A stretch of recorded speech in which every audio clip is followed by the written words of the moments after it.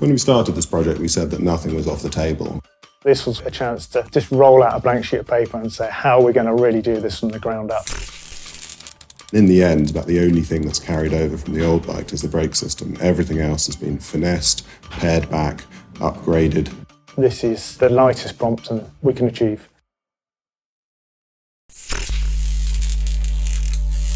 At Brompton, the problem that we're passionate about solving is how you move around a city, but without the encumbrance of a bicycle when you're not riding it. That's what Andrew Ritchie was trying to solve 40 years ago, and that's been our guiding light ever since.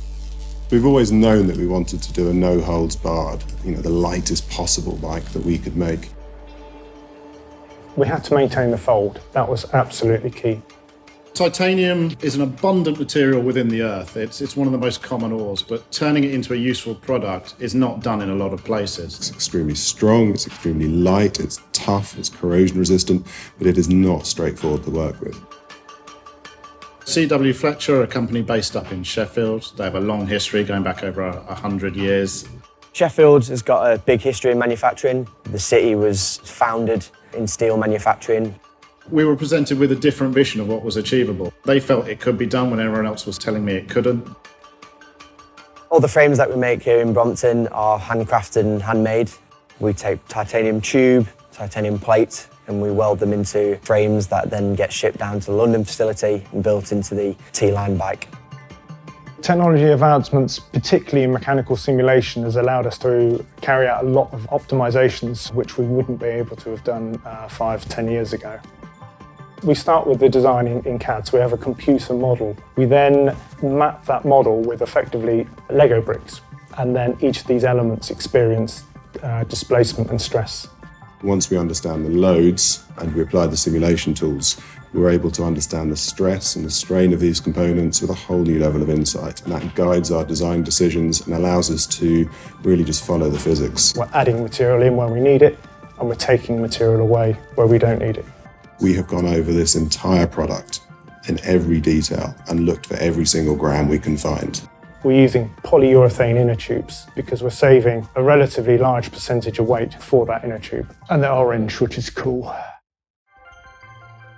As a metal, titanium can be quite difficult to work with, whether you're machining it, whether you're rolling it, bending it, or in our case, welding it.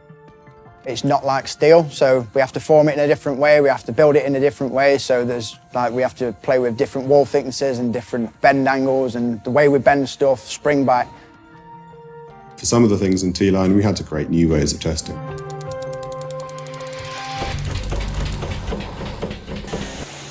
So for our gearing system, we had to create new ways of replicating dirty road conditions, bad weather, from hot and humid through to sort of cold and icy and dirty and gritty. So not only do we have a bike which is less than 7.5 kilos in its stripped down form, but than 8 kilos you have a bike with gears, with mud guards, with all the things that you need to actually use it in a practical way. You feel closer to the bike, you feel part of the bike because the weight isn't there. And to see people fold it and then pick it up, and the look on their faces when they see how much lighter this product is. You have the sense when you leave the house that you can just go anywhere. So all of those shared environments, you know that it's not going to be a burden. You know you can do whatever you want, and it's a pretty amazing feeling. Seeing it come from an original concept through into production has just been fantastic.